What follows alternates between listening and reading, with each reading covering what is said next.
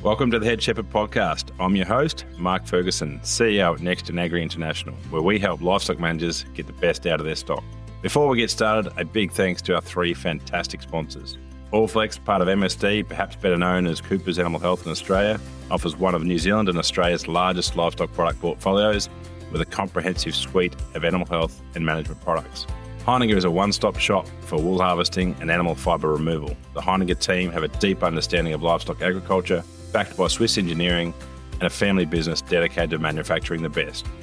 ProA Livestock Equipment have been delivering industry-leading livestock handling systems to producers across Australia, New Zealand and beyond for the last 25 years to improve on-farm safety, efficiency and profitability. We are grateful to our sponsors for their support, helping us bring Head Shepherd to you each week. And now it's time to get on with this week's episode. Welcome back to Head Shepherd. Great to have you listening along. Thanks for all your support. Great to catch up with a few listeners around about in the last few weeks. This week we're chatting with Dom Hallam from Konsortium Merinos. Before we get into that, a few things to make you aware of. I'll be in WA the week that you're listening to this, and so heading to Western Australia, looking forward to getting on to Hillcroft Farms on the Moojbin, on a range of clients over there. On the Friday, we're going to be at Katanning, at D-Perd there in Door Street, Katanning, doing a precision productivity and profit workshop. So that's our precision sheep management project we're running on behalf of MLA, AWI, and in conjunction with Adelaide Uni and Murdoch. And so, talking all things EID and utilising that information to the best we can. 28th of August to Friday, 10 a.m. to 4 p.m. Get along if you're in WA. Jump onto the PrecisionSheepHQ.com, PrecisionSheepHQ.com, on the event section there, and you can register for that or flick us a text and we'll get that done. I'm looking forward to catching up with some Western Australian producers there. I'm then cutting back to the east and we'll end up at the Pudginook Open Day on the 8th of September. So really looking forward to getting back at Pudginook. So an open day there to view the sale rams as well as some speakers. And then on the 9th of September, the day after, up to Mumblebone to speak at their open day. So a couple of opportunities there to catch up. A good range of speakers there at Mumblebone as well. An AgTech display and all the rams on display. So a few things there. There's also a webinar coming up. I'm going to be running with Nigel Curran and Tim Goll. We'll get the dates to you ASAP. That's probably going to be the middle of early that week, but we'll just clarify that and get those out to you. So watch the socials for that one. So a few opportunities to catch up. I am in Western Australia, Victoria, and a little bit of time in Queensland. So if you want to get in touch and see if we can find a time to catch up, do that by all means. Also, I want to make you aware that we are running a podcast in conjunction with Meat and Livestock Australia, Productivity and Profitability Podcast. So it comes out once a month. So there's episodes up already. We had Ken Sully to kick that off, and then we've had David Packer in the last month, and then Michael Gooden will be released this week, and then moving on to some other great interviews. So if you haven't listened to this voice enough, jump over to the Productivity and Profitability Podcast. You'll find that wherever you're listening to this podcast, and listen to those additional interviews there. This week on the show, we have Dominic Hallam, or Dom as he's known, at Konsortium Merinos. He's gone through the process of being commercial merino production, made some changes then into ram breeding, him and his parents, and then has recently taken on a different flock, which you'll hear about. He's also got a bit of a background in horse dentition, which we're going to cover as well, which is really interesting about how he sees jaw structure and that sort of head setup, which is someone with a lot more knowledge on that area than we've ever had on before, I think. So, hopefully you enjoy this podcast with Dom Hallam. Welcome, Dom, to Head Shepherd. Thanks, Ferg. Good to be on here. Great to have you, mate. We wanted to cover a few things today. We'll start off where you started with Konsortium Merinos, but also want to talk about the Konsortium Merinos that you've sort of taken ownership of and been playing with for a while. Maybe just tell us where you are and what you do, and we'll go from there. We're down on the southern tablelands in New South Wales at a little town called Gunning. We've always been down here. My grandfather and father been here for a fairly long time now. And, we've been strictly merinos. We've had a few cattle through the place, but this country's always been sort of merino country. And my dad's always had a passion about it, and my mother, for that fact. And I guess that's where mine comes from too. Yeah, I think I remember, like, you obviously had to make a shift at some stage away from the kind of sheep your parents might have been running, and talk us through that process?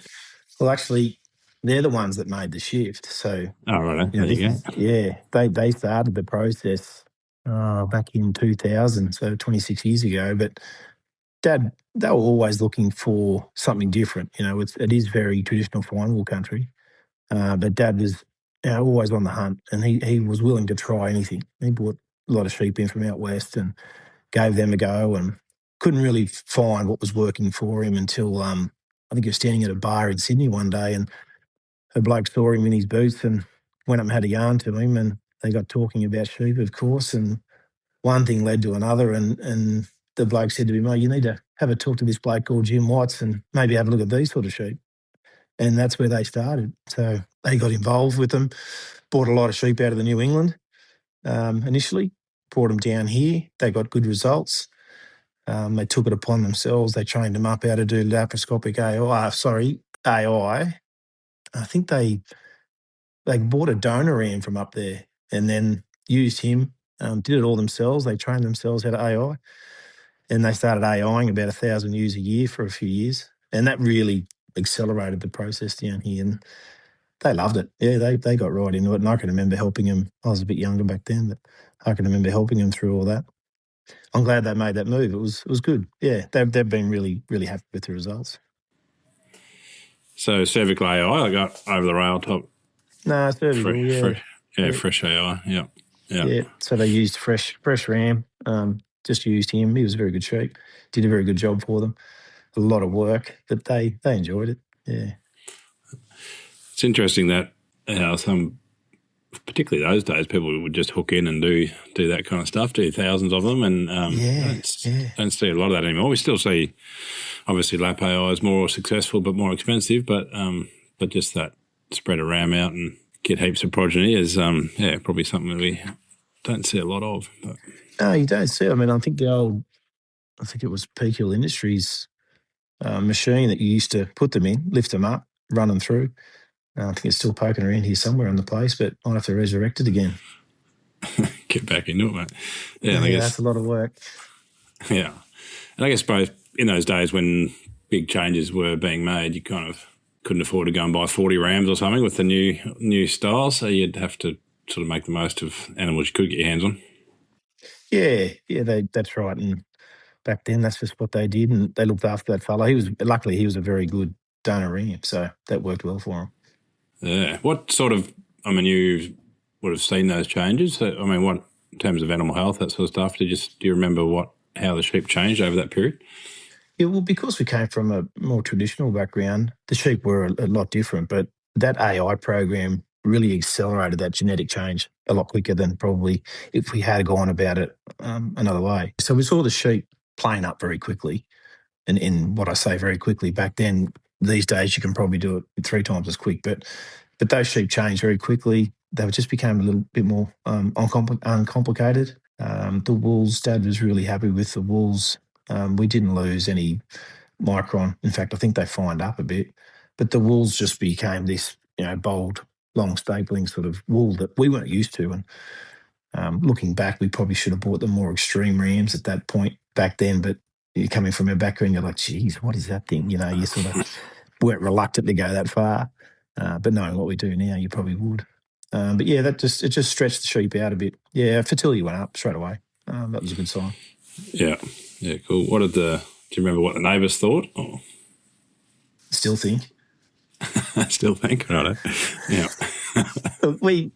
Dad's, I think we had to sneak some. I always joke, there's a few rams we ended up buying down the track as well, and we had to sneak them home at night time so no one could see what they were as we brought them in the place. But they were very extreme, and Dad's got good mates, and he asked them to come and have a look, and a few of them would come and have a look, and they sort of liked their sheep, but they just could not get their head around these bowl crimping wools being 16 micron.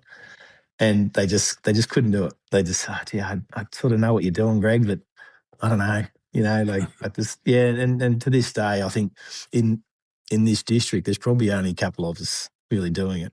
Yeah. I'm convinced I got a new neighbour over here. I think I might have wheeled him, but he sees what's happening over here and he's quite interested, which is good. Yeah. Yeah, cool. Somewhere along that process, or maybe straight away, you started breeding rams, or when did that start happening? No, we didn't breed rams for a long time. So we started in New England and worked our way into Wellington, and some out of Charlie Massey, and and then even some of those ones of Charlie's that he was working with Andrew and Tarsky at Kerry Kerry. So and I actually really liked some of those sheep. The wools on them weren't quite right, but they had great muscle, great fat. They were very fertile sheep. And one in particular, 8107, was a pretty popular sheep at the time. And we bought some side ran for him. And I think they're the ones I snuck home at night and brought him into home. Anyway, we used them and really wanted to punch some frame into them. The walls weren't quite right, but I was willing to work with them for a few years. And then we got them to a point where then I just went through and took those ones that probably weren't quite up to scratch. And that gave us that second boost. We had those sheep going along really well. That just lifted us again and kept us going with growth and fertility and some muscle and fat traits on them. And that was, yeah, well, Jim Watts was doing all our classing and he saw the progression. One day he said, well, where are you going to buy rams from next? And I said, well, I'm scratching my head a bit, Jim. I don't know what to do. And he said, do you want to have a go at breeding your own? And Dad and I looked at each other and thought, oh, geez, I don't know if we want to do this. And anyway, he convinced us to do it. And we bred a few rams ourselves and tested them out and they were going well. And yeah, just sort of went from there. Yeah, I didn't think we'd ever breed our own rams, but look, the results were good. Yeah, that's how we started. Got underway, and that's how everyone starts. Yeah. At which stage did you start bringing data? Breeding bays, ASPVs. When did they come into that picture? We were always into them from the early days. Yeah, so we were, and to be fair, back then it wasn't eye muscle depth and it wasn't fat as such that we were chasing. It was more on the wool traits. We were very much a wool background. And it wasn't until that point where we went down to Charlie's and Kerry Kerry's and that we started looking at a bit more data at Charlie's on fat and muscle and reproductive. And that's when I started sort of leaning that way. But yeah, we were looking at data pretty heavily from the early days. We didn't, in particular, there were horns and poles, so we didn't care. We were buying horn rams, pole rams. It didn't matter to us as long as they were fitting what we wanted at that point. Yeah. So that's QE Merinos these days? Where are they up to in terms of ram production and that sort of stuff? Yeah, so I pull about 50 to 80 rams out a year to sell. And usually I have been selling privately. It's become a bit more difficult now. So I'll have it on sale this year on property sale on the 8th of October. And we'll put them up for auction, open cry, and did the ring around. And yeah, everyone's keen to come back and grab them. So there'll be a mixture of horns and poles and half poles. Again, I'm not heavily focused on poles at this stage. I'm probably bucking the trend there a bit. But I've still got my commercial hat on. I'm still just looking at sheep from a commercial point of view, thinking, well, here's this horn ram that's really high muscle and fat and growth, and he's probably, and to be fair, when we did them, they were most of the tops in that muscle, fat and growth. I can't cull him because he's got horns. He's going to produce some fantastic commercially viable sheep that, I don't know, that's just the way I'm heading. They might phase out eventually, but at the moment, they're worth money to me, so. Yeah, right. Yeah. I'm a wimp, mate. I don't like being hurt too much. So. No, I know. So I know where they'll end up, but at this stage, I've got them running. I've got clients that use them. They don't care. But yeah. I think I've got some rams sort of in my sire group, and they're probably leaning more to the pole side now, PHs. So that's probably where they'll end up. Yeah. Talk us through the journey of the consortiums, where you first sort of came across the consortium sheep, which are a genotype out of South Africa. I think I was just wasting time on the internet one day and looking at sheep of all things, and I think I just saw these images flash up of these sheep and thought, Jesus, what are they? And they were called Konsortium Merinos, and they were from a startup little startup at Molong that Chris Flowers had called Jandon Park. And these were outstanding looking rams. They were really plain bodied and quite solid. They weren't big towery sheep. They just had these nice big, maxillas and premandibles with just big jaws on them, and which I really like. And I thought I've got to have a look at these things. So I rang Chris up, and Chris he's an ex-shearer, and he runs a block up there, and he's, come up, Dom, have a look. He was very accommodating. And so I went and had a look at his sheep, and then I thought he might have a few ewes for sale, but he had a commercial client that was selling his farm. So I bought his commercial ewes and just thought I'd run them alongside mine for a few years, see how they go. So I brought them up here and I ran them alongside my ewes, and they were consistently getting me on sort of growth, fat, muscle, and fertility. So they were doing that. The walls weren't right on them at that stage. I was willing to work with that because from what we'd been doing, I knew what we could do. With those, I was too fast. But they had good skins. They were very plain bodied. No mulesing, all that sort of stuff. But they performed well, and I got a good relationship with Chris. And I said to him one day, if you ever want to get out of these, let me know. I really like these sheep. And geez, I think it was only a couple of years later he rang me up. He said, I've had enough. So I brought them all down to home. Yeah. And I've been running them down here now for about 18 months. Yeah, it's quite interesting when we connected, whenever that was, about that long ago probably. And yeah, I guess my first experience with them was back when I was doing my PhD when David Thompson had just imported them. Yeah. And we used there a little bit. And yeah, they're obviously, some of the photos you could see out of South Africa were just amazing. These big carcasses and big open heads, and quite an extreme gene type. You had to bring those whole mob in under the cover of moonlight. What do you, mate? Or? Yeah, I think that the truck drivers, they brought them down and they're like, what they say? I thought these bloody things were crossbreds or something. I said, just wash it out there, buddy. But no, they're very clear up the points, and like you said, they got that real open head, big floppy ears, and they are a very different phenotype to what you'd see in this district for sure. And they're even, a little bit different to the original KMAs in South Africa. The thing I liked about them, I went around Australia at one point looking for what's out there. I just had to have a look around, and I went over the west and down in South Australia and had a look around, and there's some amazing sheep, but I was just looking I had to find the sheep with that same sort of skin I had. They had to be real supple, real soft, floppy skins with open, long stapling wools and broad, crimping wools, and I just couldn't find it. And then Chris's sheep popped up, and I'm like, okay, this is as close as I've got. And Chris was using, still does, and I still use him now, Scott Heaney, who worked with Jim for a long, long time. And Scott's, I've got to give Scott a lot of credit in what he's done with Chris in getting to these sheep where they are now over the last 20 years, because they have tweaked that sheep skin, and they've really, really done a lot of good work on the skin. And I saw one of the sires the other day, and I didn't shear him. I got someone else to shear him, but that's my kind of shearing, mate. Yeah, and I just chucked his fleece to the side, and I haven't weighed it yet, but it's 160 mils at 8 months. So I'm pushing probably staple lengths to the extreme. Some people might not want to do that, but I've just got these beautiful skins now, and I don't want to lose that. That was that sheep that then I knew fitted in with what I had. They were very, very similar type of sheep in the skins. And the first thing that you sort of fell in love with, I suppose, was obviously that type, but then you got them home, saw the growth and carcass, and then repro. Talk to us about, how their sort of reproductive rate, which is sort of, I guess, what seems to be setting them apart at the moment. Yeah, there's something going on with their repro, and Chris was doing consecutive joinings up there at Molong. So he would do a 5-week join, so therefore he had a 5-week lamb, and then he'd just throw his ram straight back in with them. And was just reading some of his results from back then. So he was lambing 3 times in 2 years, in about 26 months, I think it was. And he went 132, 135, and 135. So it was like 411% lambing in 2 years.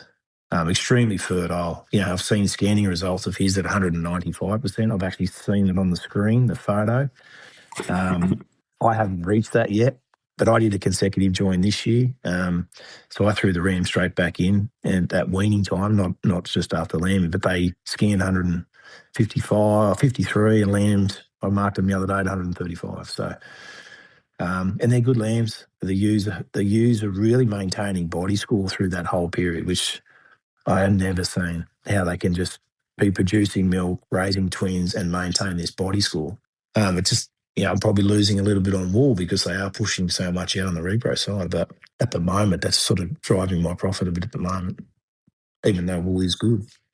Yeah, no, it's an interesting production system. So obviously sharing twice a year is pretty critical. That sort of staple length, that's your system? Yeah, but as soon as you start doing consecutive joining, 6 months doesn't work. So I've gone to 8 months, which is still fine. It's, there might be a little small penalty on length, but it's not worth worrying about. So I went from 6 months to 8 months shearing and now doing consecutive joinings. It sounds like a lot of work, but I don't know, if there's money in it, I'll do it. And it seems to be working quite well. Those ewes didn't have any, they've had no regulin. I didn't have any supplementary feeding in January. I'd literally just put the ram straight back out with them. Their daughters, I joined for a September lamb, so they'll lamb. I did 2 lambings this year until I pull back in the line next year, but I got half the ewe lambs in lamb as well. Some of those lambs were my Kiwi ones too. So, yeah, the majority of them would have been consortiums. Yeah. It is an intensive system, but I guess it's kind of okay while prices like they are, we probably don't need the intensity, but there's been plenty of years gone past where you need to make every sheep count, and so getting the most out of that individual. How's the system holding up in terms of managing nutrition, and are you sowing a bit of like specialty pastures or anything to kind of try and fill some holes? I put a fair bit of furred out based on some of the trial work, the data that came out of Vine long years ago. So I have put a fair bit of furred out. I've got some, short-term ryegrass, that 3-year ryegrass clover mix, moo mix out here that I can rotate on and off. But in actual fact, I've backed off. So I've come back on ewe numbers a little bit to allow for this to happen because there's so many lambs on the ground. But the country's holding up well. I do use a bit of lick pre-lamb just to help them out, that they seem fine. I have a small feedlot set up. If it gets tight, I'll wean early and throw them all into that. And I used that last year because last autumn was pretty horrendous. So the biggest thing I've got is flexibility. I don't have to do that. If the seasons don't allow it, I don't do it.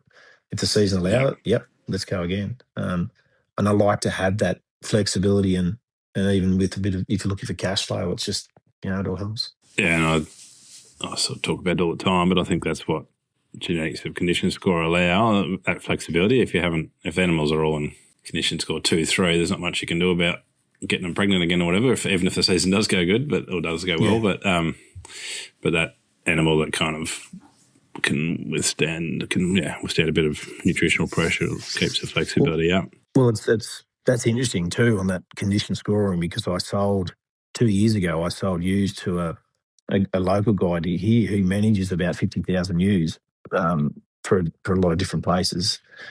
And so he buys a lot of ewes in and joins them up to White Suffolks. Anyway, he bought some ewes off me a few years ago straight after weaning, and they were consortiums. I think they were the last of those commercials that I bought off Chris. And it was tough, and they didn't look real flash, but he needed them because he needed to join. And he said to me, "Do you reckon these will join, Dom?" I said, "Yeah, they'll be right, Ray." And he said, "Do you want to put any money on that?" And I said, "I haven't got any, but no, not really."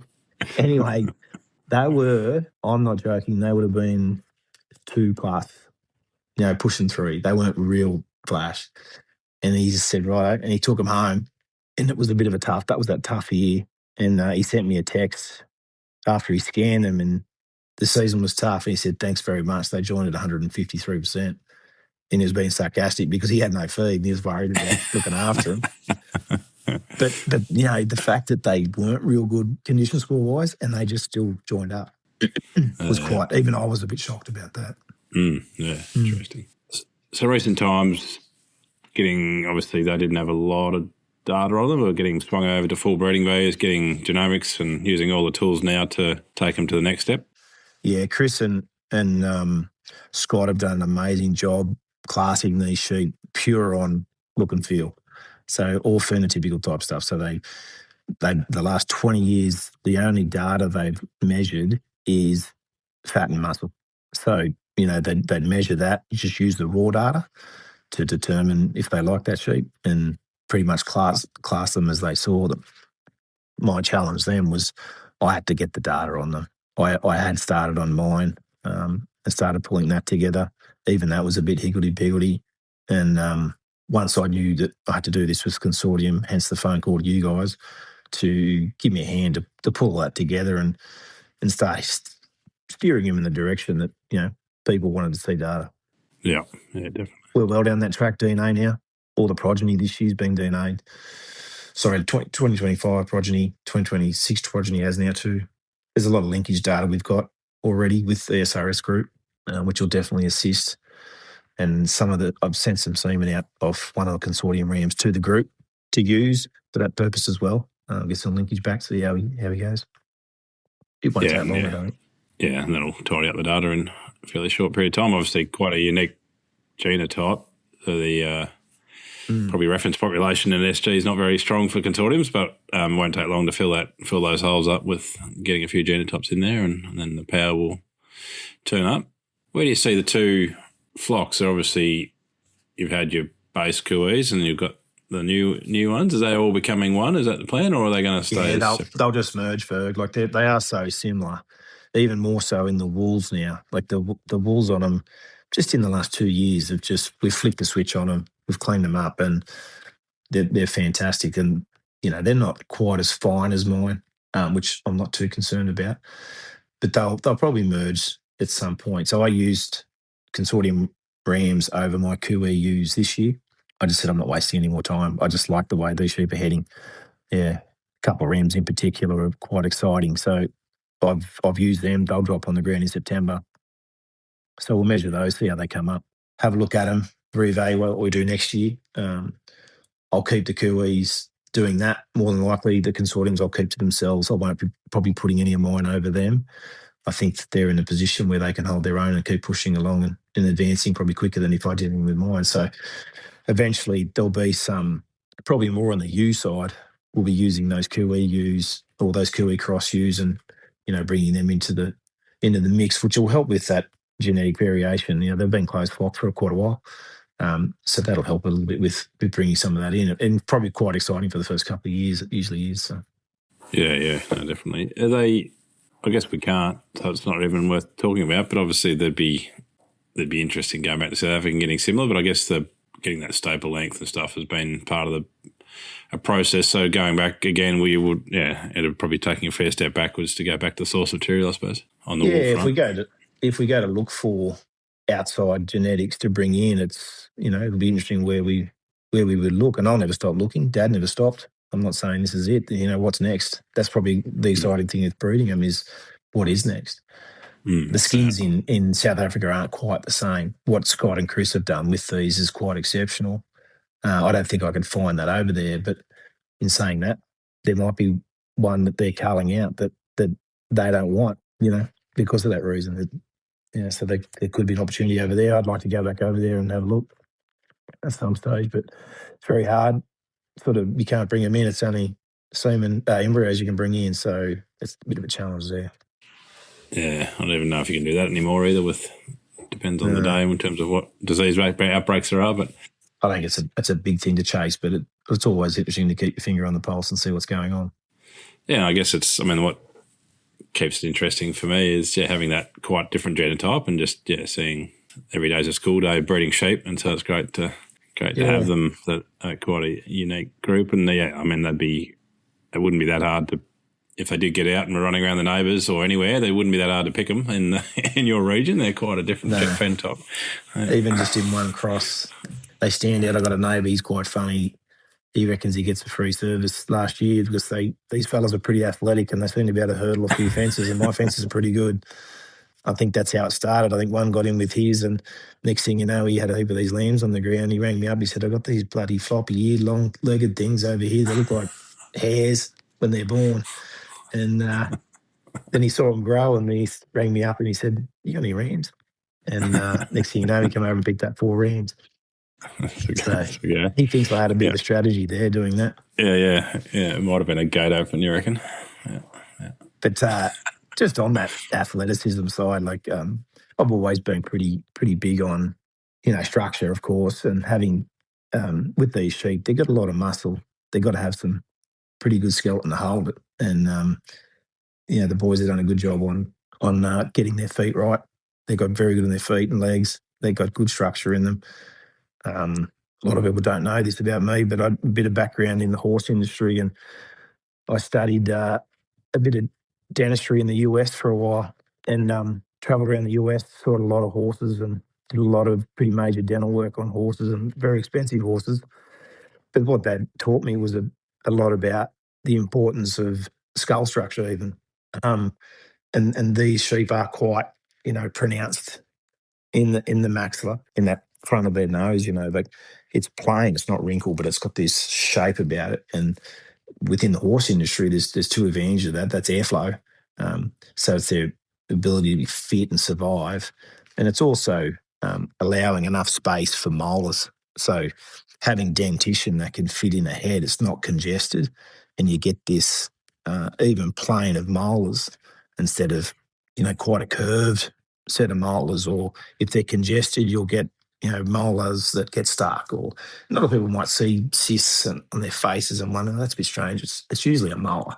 It's the root of a molar, or creates a fistulous tract or an infection, and you don't think much of it. But then my background's helped sort of identify those sorts of things, and I really like that jaw structure and that nose structure in sheep as well. Just knowing the advantages of it.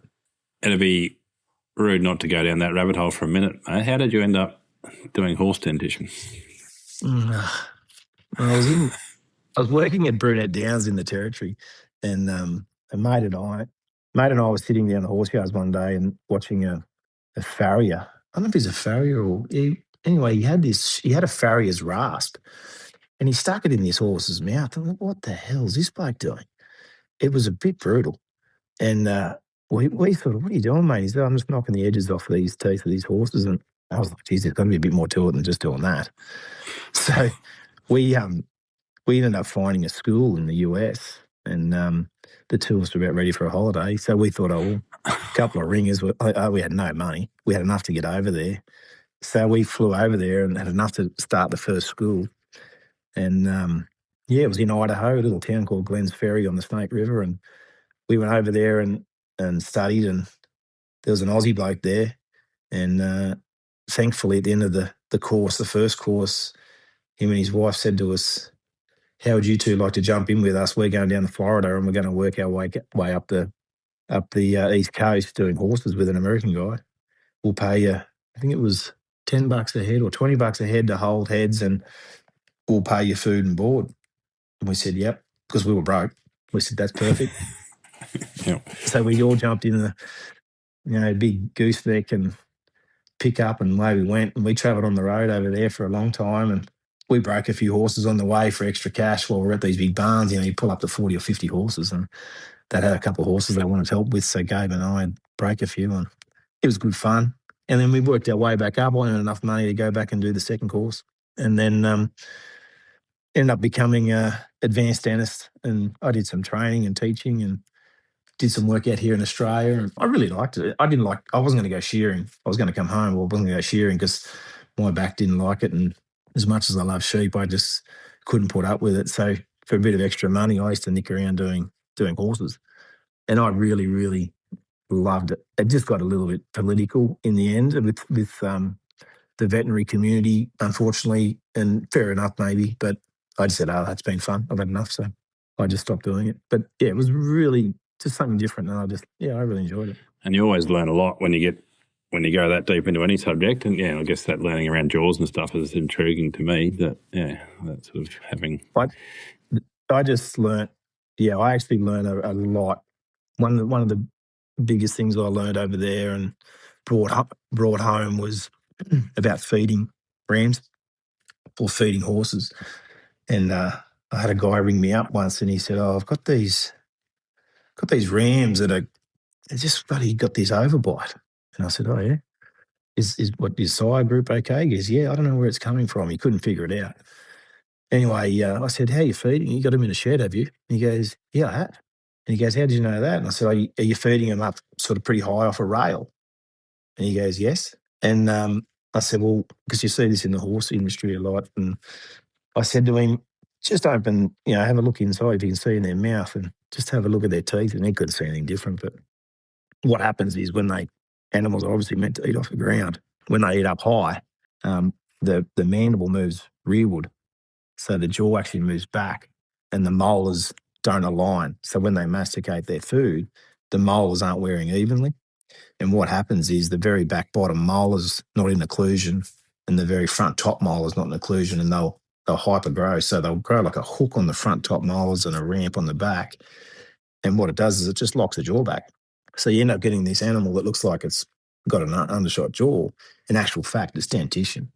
And they'll be probably a bit cranky too. They get very cranky up in that TMJ joint and sore. But sure enough, that's what would happen. Just say something from out there, something to look at. If you are feeding rams, just feed them on the ground. Don't put them up high on stalls for the sake of them putting their foot in it, because you'll probably run into a few dramas down the track. Unless they're overshot, maybe, then you can pull them back a bit. Well, yeah, didn't you have a look at that? Correct them up a bit, you reckon? Yeah. Anyway, they're all very interesting things I learnt, and it's been good. Yeah, that's intriguing, mate. Yeah, it was good. We did a whole skeletal structure on horses and as well, and it's pretty in-depth sort of a course, but one of the best things I ever did. I loved it. Yeah, definitely. Cool. What are if you could click your fingers, what would you improve in them these days? If you could look forward 10 years, we're working on data, getting everything sorted out, what are they going to look like in 10 years' time? I just like to keep these, probably if we could find them up. I mean, they're sitting at around 18.8 average. The ewes came back yesterday, which is pretty good. Like, that's fine. I'm not going to get hyper-focused on that micron side. If I can just keep that, if I can keep the wools bright and bold and long, probably lamb survival. They're very fertile. I'm still, we're losing that sort of 12%, 15% between scanning and lambing. Where's that happening? Is it predation, or is there reabsorption? I don't know. Is there something going on, or they're not reabsorption, but if they're, there's something going on. And last year in particular, I did absolutely everything I could possibly do and still had that loss. So that ERA, ewe rearing ability data will be pretty imperative, I think, just to see if we focus on that. That'd probably be one of my focuses, I think. Yeah, no, I can definitely endorse that. I think we as an industry need to get focused on that. Yeah. I mean, conversion rate's pretty good in reality. At the 150 odd to 130 odds is actually pretty good comparatively, but it always can be better. None of us like losing any lambs. So no. The more we can convert, the better. That'll be my biggest focus, in maintaining the look of that sheep, so that phenotype, but just building muscle and fat and fertility. Yeah. Yeah. Thanks, mate. Intriguing chat. The last question we ask, which hopefully you've listened to the odd podcast and this one's coming because I haven't warned you, No, I do. Who's the best person you've had the opportunity to learn from? I'd have to say people, and there'd be two people in particular. Obviously, mum and dad, with what they've done here prior to me coming back, and how they showed me that there's no problem with change. You can't change unless you change. So their ability to go out and look and try things, they don't always work, but at least you know. You can't be afraid to go and have a go and do that. So they taught me that. That they'd probably be the biggest influence on me. Excellent. Like that's that quote will probably go in the show notes, mate. You can't change unless you change.